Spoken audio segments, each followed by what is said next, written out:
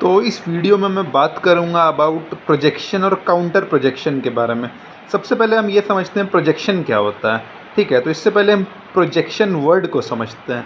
तो प्रोजेक्टर क्या होता है? प्रोजेक्टर बेसिकली ये होता है कि एक जगह इमेज होती है प्रोजेक्टर के अंदर, वो उसको प्रोजेक्ट करता है दीवार के ऊपर, और जिस तरह से मूवीज़ को देखते हैं, तो ये होता है बेसिकली प्रोजेक्टर, ठीक है?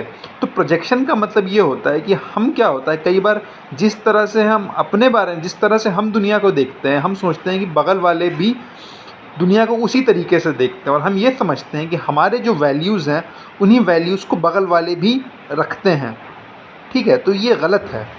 ये एक तरह का डिफेंस मैकेनिज़्म है, तो इसे हम प्रोजेक्शन बोलते हैं, ठीक है? तो प्रोजेक्शन अच्छी क्वालिटीज़ को लेकर के भी हो सकता है, बुरी क्वालिटीज़ को लेकर के भी हो सकता है। ये एक बात हो गई।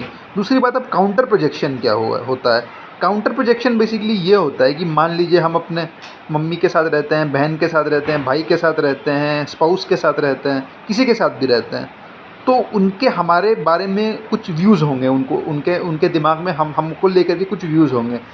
तो जैसे कि मान लीजिए कोई कोई कहता है कि यार तुम बहुत ग्रीडी हो, तो हो सकता है आप ग्रीडी ना हो, आप प्रैक्टिकल हो, है ना? तो तो ये बेसिकली काउंटर प्रोजेक्शन है कि आप बगल वाले की बातों को बिना उस पे विचार विमर्श किए उसको मान लें पूरी तरीके से। तो ये होता है counter projection.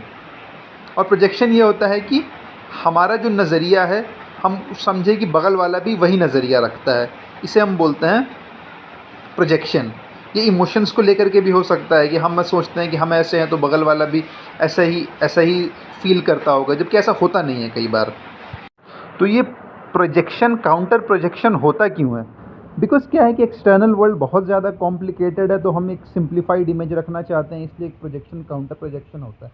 I think it's related to a quote by Carl Jung, thinking is difficult, that's why most people जज।